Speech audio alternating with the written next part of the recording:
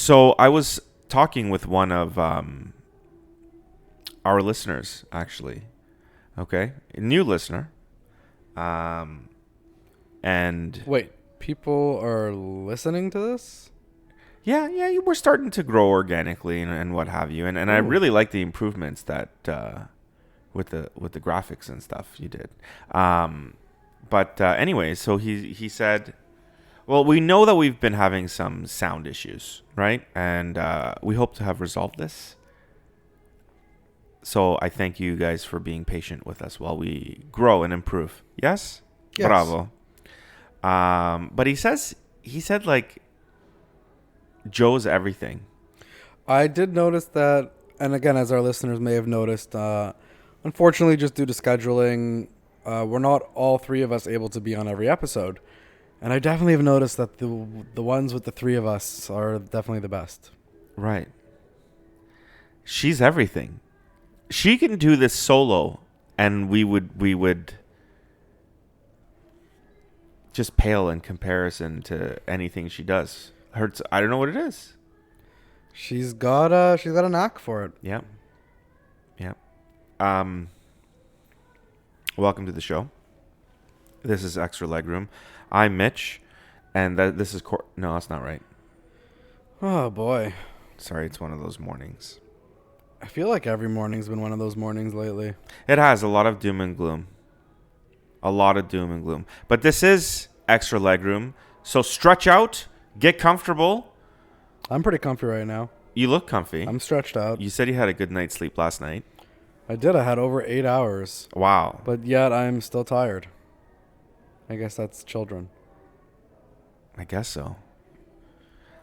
Or what my wife would say was that I have to get 8 hours every night to notice a difference. You can't just get the 8 hours one night and hope that that everything's all better. You can't binge sleep. You can't binge sleep. It doesn't If you work. could binge sleep, how long could you sleep for? Like if no one would bother, you didn't have any shit planned for like, I don't know, let's say you had like the next 2 days where you had no responsibilities, no appointments, nothing.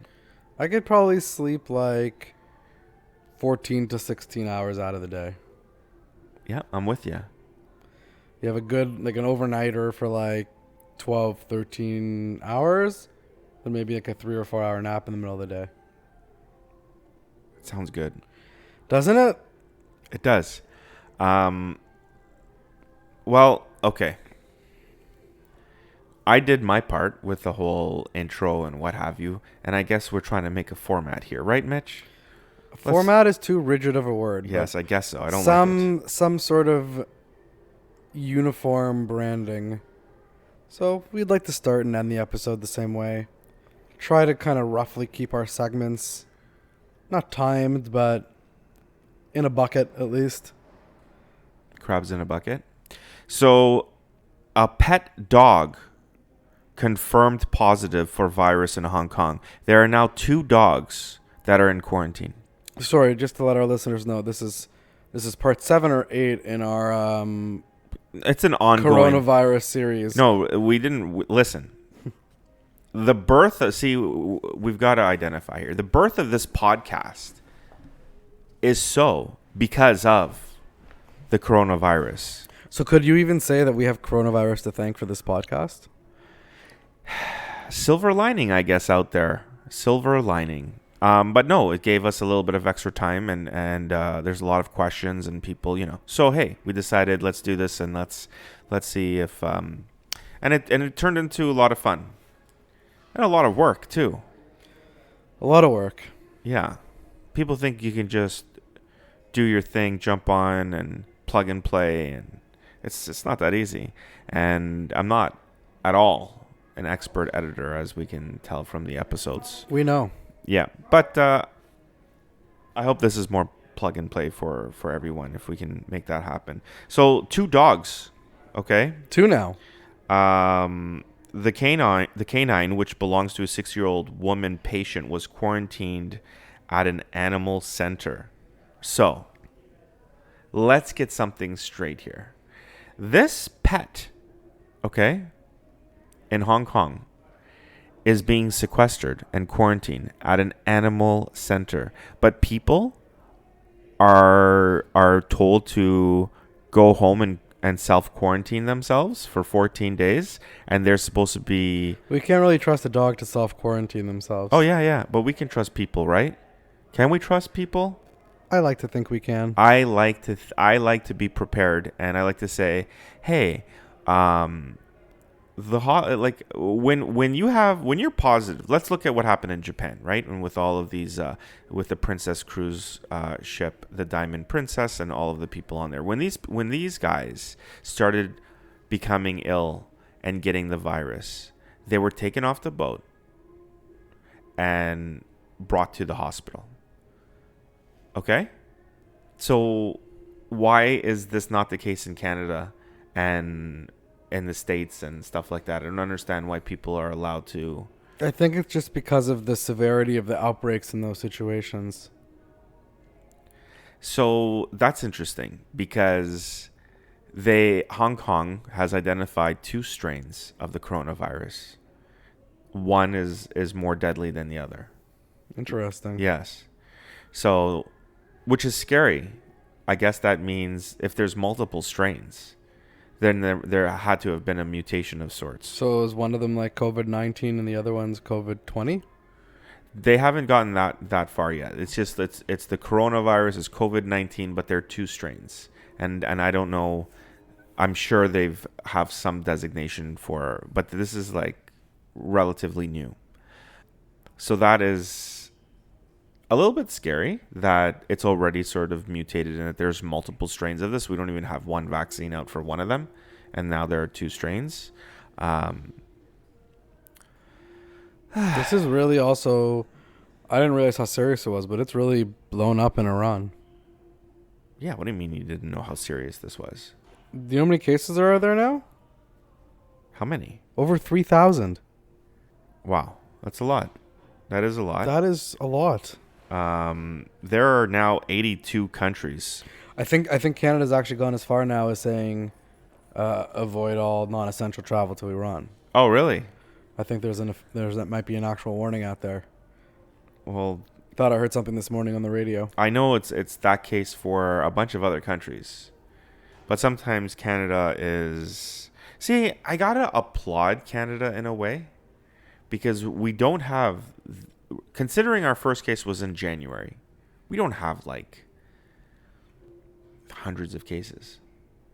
We're still under 50. Mm-hmm. So that's we've done a good job of containing the cases that we do, especially considering Vancouver and Toronto, right? Yeah. 2 major, whether it's with Asia or whether it's with Iran, like major hubs for travel. Yeah, absolutely, and major final destination. Hopefully not final destination. Yeah, seriously. Jeez. Yeah, so it looks like a whole bunch of Israel amongst one of them added them to the list of like avoid non-essential. No, I don't know about avoid non-essential, but they're on the list of don't go. They're advising not to. I don't know if it says avoid all not. We have to look into that. So this is obviously spread quite a bit. Sometimes it seems like we're making light of it because we're joking around as well, and it is somewhat of a travel comedy sometimes podcast, right? We'll try and talk a little travel today, maybe.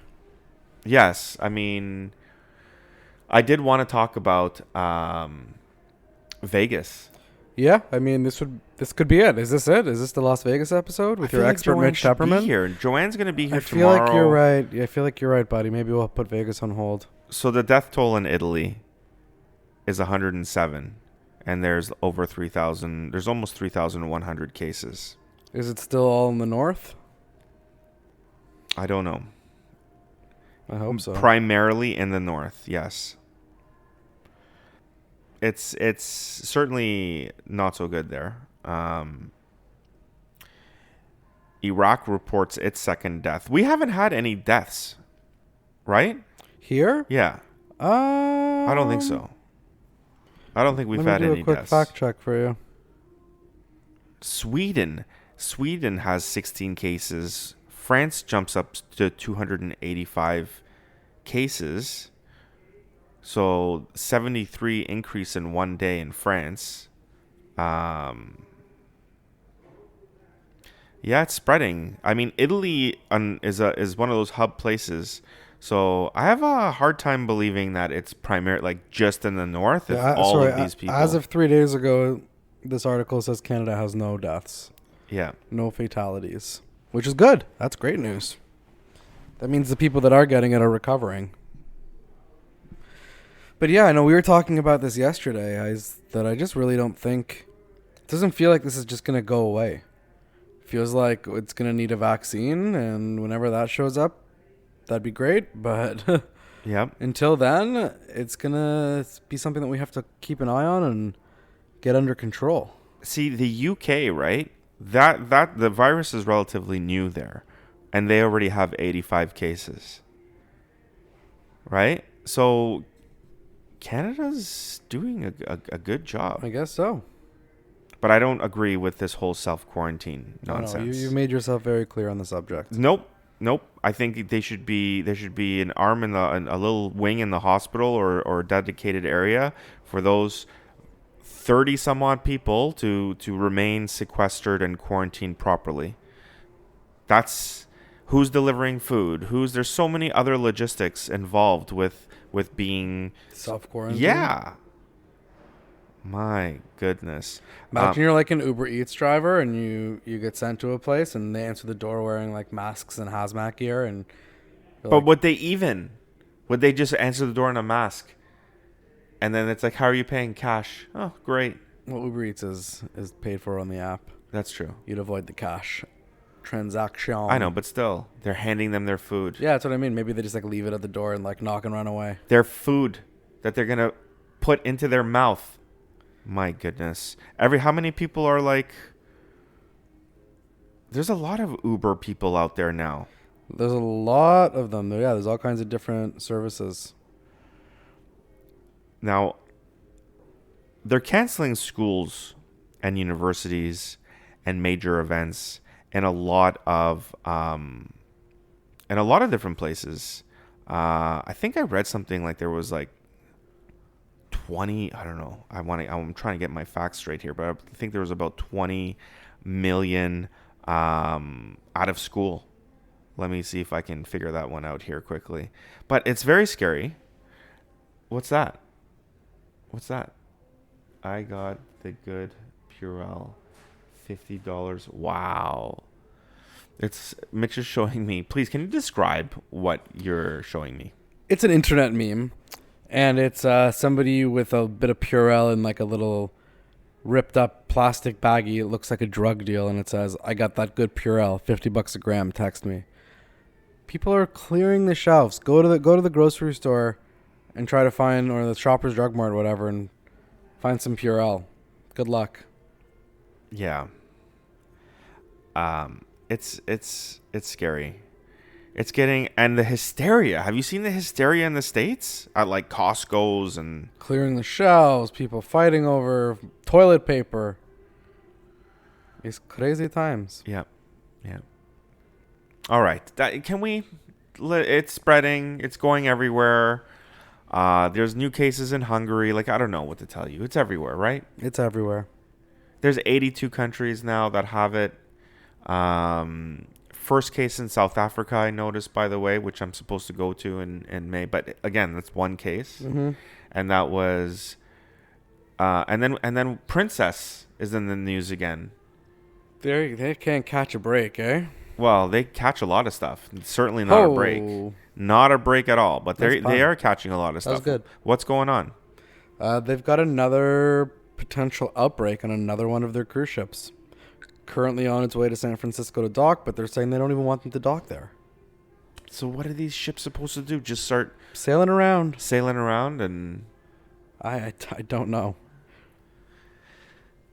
This is what I mean. Like, there has to be some better procedures in place in the cruise line industry, considering. So when they're refused to, like, port, maybe there is like a special way to port if you make the arrangements prior to. Or maybe they just all go to like Guantanamo Bay, and that's like the special Corona port. Wow, the quarantine port.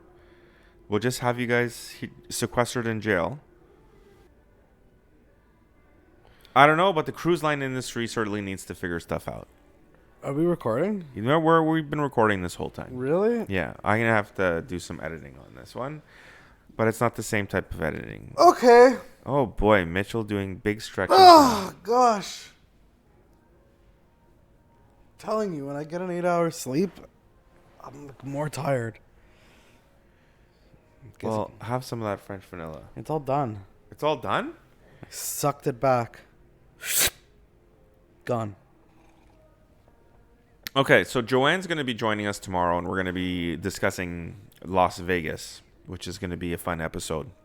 Yesterday, there was a supplier meeting. Unfortunately, me and Joanne couldn't make it, and that sucked. But Barcelo came in, right? How was that? Yeah, it was awesome. I actually, again, I think we've said it on the podcast before, but even after being in the industry for 7 years, you learn something new every day, and I really learned a lot about some of their properties and have found that there's really a property for everyone with them.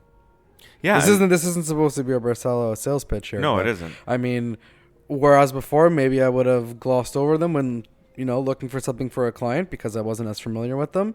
Now that I know more about them, they're going to be one of my go-to chains. Well, there is something for, and they certainly have a reputation as well in Cuba. I mean, the Barcelo Solimar and all of that, right? That's like... Our rep, yeah. I'm sorry, I forgot her name for the moment, assured me that the Barcelo Solimar is not a party resort. What? That's what she told me. I'm like, we've been sending people there. When people come in here and they say, I want to go to a party resort. And when I say come in here, of course, you guys know that this podcast is brought to you by Promenade Travel. 905-709-0909. Full service travel agency. And by the way, the opinions expressed do not represent that of Promenade Travel or any of its affiliates or suppliers or furniture. Thank you. Nicely done. Okay, so yes, when people come in here and they say, I want to go to a party resort. In Cuba. We say, go to Barcelo Solimar. Yeah. Now, I couldn't tell if she just didn't want to call it a party resort.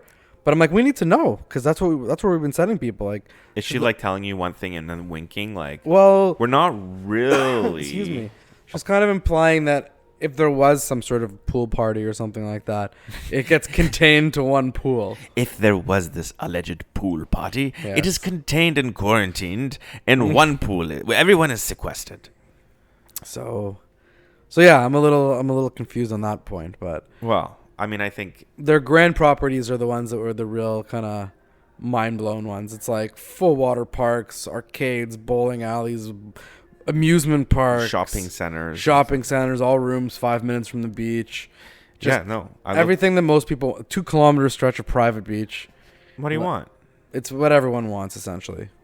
Private beach, what does that mean? That there's no one selling anything? No one trying to force you to go on excursions. I'll tell you. Mexico has a bad reputation for that, by the way, right? Like the timeshare stuff. I fell for it. You did? Well, sort of. You thought you were smarter than them, but they were smarter than you? Do you have a timeshare now? I don't have a timeshare. Okay, so you did ultimately win. I did win, but I lost out on time. Right. Okay, and that's what they get you with. Which is funny because it's a timeshare, so you shared your time with them. Yes. I should have. I already feel like I should. Well, I did get something for that time, right? A cocktail? I think maybe. I don't know. I don't think it was non-alcoholic. I'm sure they had drinks at the presentation or something. But however, I went in because I'm a big fisherman, and it was like a deep sea fishing thing that was offered to me. They saw you. They reeled you in. They did. They saw me coming, Mitchell, and they reeled me into the fishing excursion. But hook, line, and sinker.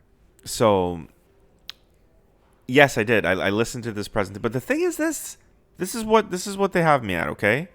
When you go into these timeshare presentations, if you're planning on doing one, first of all, you gotta be strong because they're good. They're good at what they do. They're very aggressive. And then all of a sudden you're like, geez, I've been an idiot for the last 10 years. I should. No. You guys stay strong. Everyone that I know that has a timeshare eventually contacts me wanting out. They're like, do you want to buy over my timeshare? I'm like, no, I don't want to pay your maintenance fees, your yearly maintenance fees, which is basically the same as you going away on vacation every year. But whatever, to each their own. I'm sure there are some people that are like, well, no, you can go anywhere and it's very whatever. Yeah, it's an industry. It's a big money, and like Mexico's thriving on it apparently. Yeah. But no, you got to be strong. But this is my trick. Because I actually, and we'll get into this when we talk about Vegas, but I did the same thing for Vegas. I wanted to see a Cirque du Soleil show. So I went into, it was actually the Venetian. Save this for the Vegas episode. That's true. But same thing. Now, my trick is this. I ask them how long it will take. And then they tell me it's like 45 minutes, it's an hour, and if they're like, it's about, I'm like, no.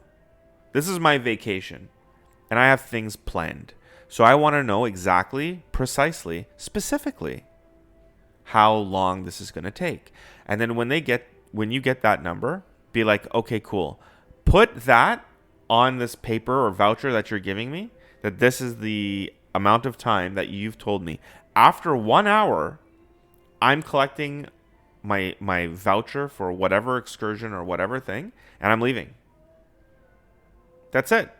So I've had to, in a couple of presentations. You've done this multiple times. Well, this is, hey, I figure if I've got a little bit of time and it's not that much time and I can go see it like, a nice show or go deep sea fishing for like 4 hours or 6 hours, right? Let's, cost benefit, right? Okay, cool. I've stopped them and I'm like, because I put a timer on. Of course you do. I'm like, I don't mean to be rude. But watch this timer over but here. But this is how long and I got to keep on track, right? So these guys already know like, oh, fuck. This is... This guy's not interested. But sometimes... Doesn't deter them. No, well, sometimes it challenges them. Then sometimes they're like, oh, okay. We'll have you signed on the dotted line in 58 minutes. 2 minutes to spare. Don't you worry, right? Mm. But I've they've been some good ones out there, and some are convincing and what have you. The last one was actually very interesting because he took a completely different angle, right? Because he found out I was a travel agent, after all, right? Right. So he's like, "Oh, so I'm like, no, I know some stuff. I know some stuff. So his angle was the insider. We're on the same team here. Well, he wanted to, like, we're similar in the industry, but he was more like, why don't you have these properties that you just send your clients to?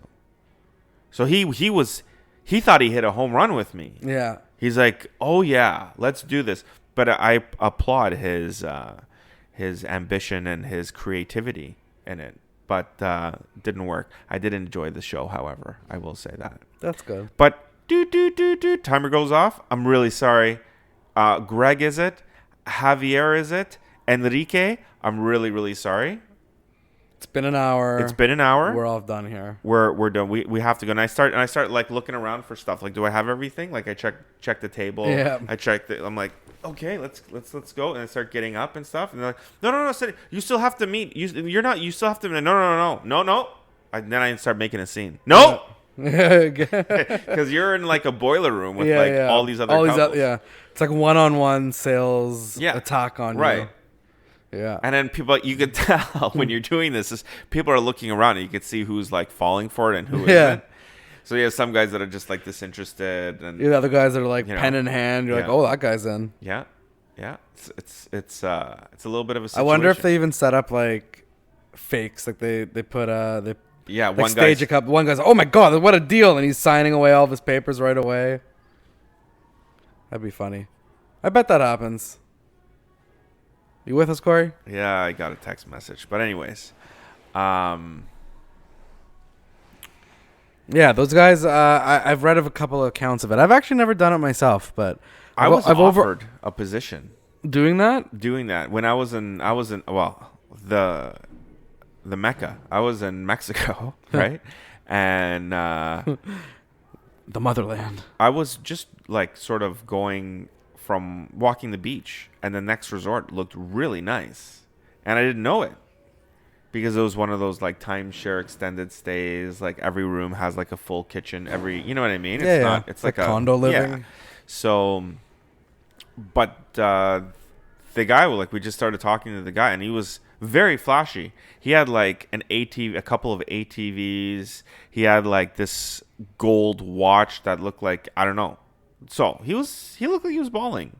And then he's like, "What do you do? Whatever, this and that." We started cracking jokes, and he's like, "You know what, man? Honestly, you'd be perfect for this, eh?" He goes, "Well, do you speak any other languages?" And I'm like, "Yeah, whatever, French and this and that." He was trying to hook me on this thing. Mm-hmm. But he's like showing me pictures of like life in Mexico. It's pretty good, probably. Well, he's ATVing, and these are like luxury Rolls Royce ATVs or something. It's like everyone's got Living the high them. life. Yeah, he's living the high life, man. But I didn't do it, obviously. No, we have a family and commitments back home. Yeah, of course. Bustling coronavirus business at the moment.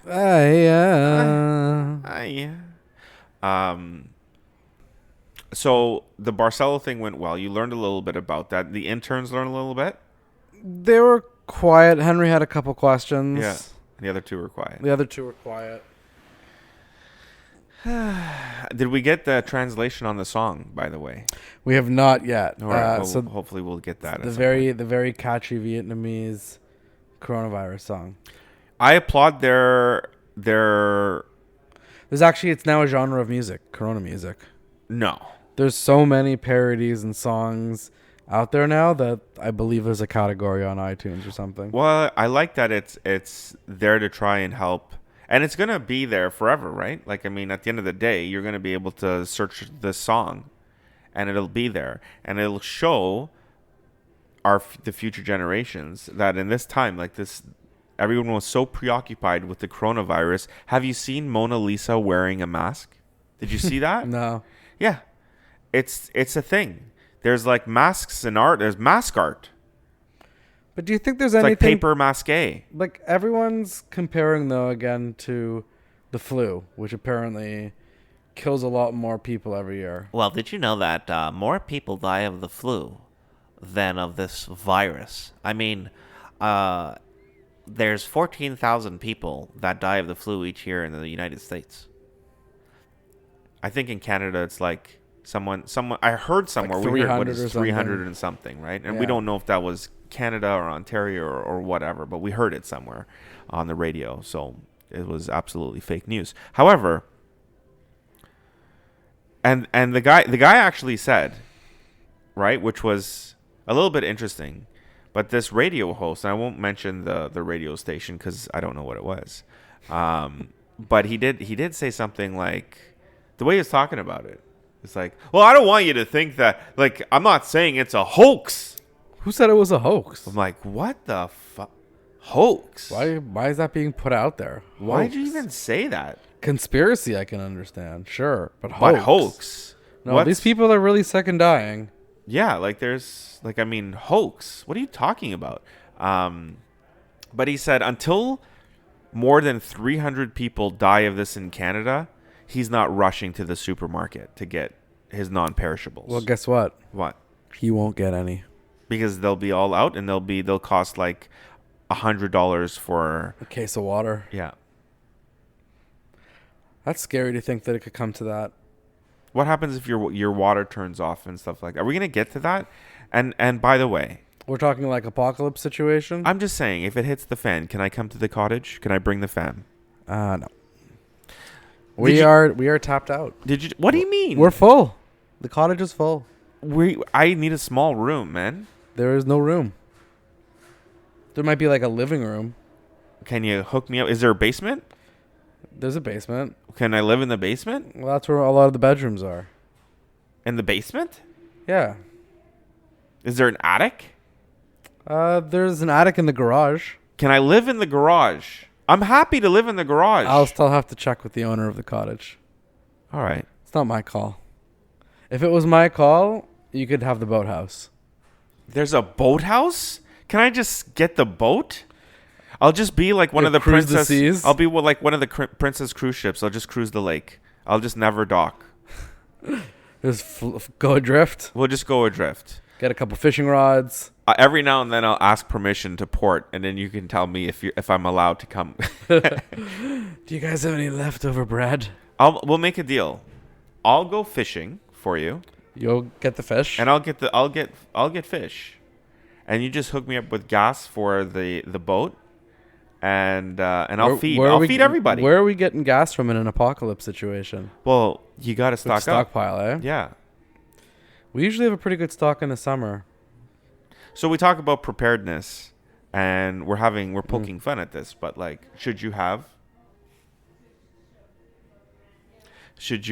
a strategy? What are we, 10:01 right now? Yep. Okay, so it's time to close up. So we're gonna wrap up the show right now. But I'm gonna ask you a question before we do. Mm-hmm. In preparedness, right? And contingency plans and crisis plans and evacuation plans, right? Should we start thinking about that? Yeah, man. I started thinking about it. Well, month and a half ago. you were on top of the non-perishables for sure, and that was some time ago. Like where do we go? Like, do we just stay in our homes where we are? Or Yeah, but like, what happens if we're like no power, everything's cut, industry stops, everything crashes, right? Your phones are not working. Do we have to think like that, or? I don't think it can really get to that point unless it was like I don't know, how would that I don't see how the power would go out or anything like that. I don't know. Unless we're talking like, everyone's infected, there's riots and fires. Well, there might be.